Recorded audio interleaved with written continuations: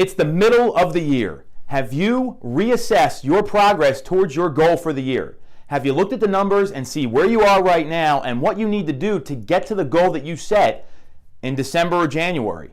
Check out this week's episode of Agent Hacks for a simple mid-year review process that's going to help you re-engineer your plan so you can raise your goal or make sure you come back and hit it.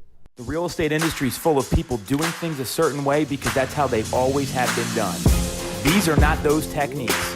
If you want to get punched in the throat with the most aggressive and innovative ways to generate business and run your real estate practice, check out Agent Hacks. I'm Tom Toole. Welcome to Agent Hacks. This week, because we're in the middle of the year, I want to talk about reviewing your year to re-engineer what actions you need to take every day no matter what so you can hit your goal or raise your goal. So when you look at the mid-year, there's a couple ways this plays out for agents. And step one here is to review your business plan and look at your progress towards that goal. So if your goal is to sell 100 homes and you're at 50 or 60 right now, you are on target. Don't change anything. Just keep doing what you're doing to work towards that number.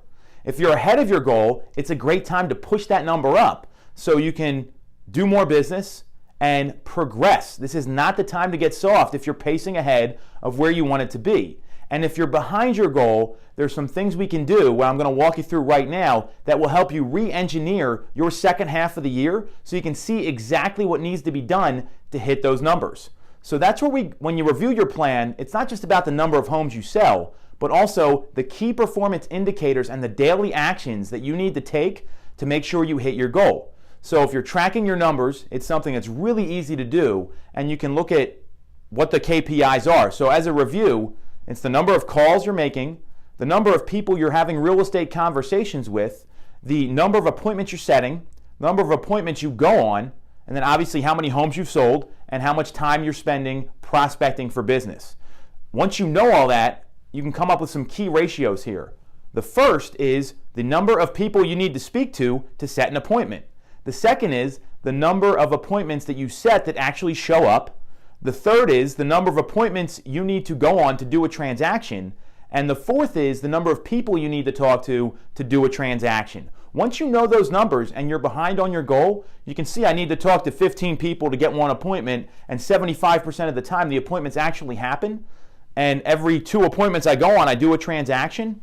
And let's say you're a little behind, you can pace out the next 6 months, take the number of homes you want to sell in that period, reverse engineer it based on those statistics, and then you've got your second half plan.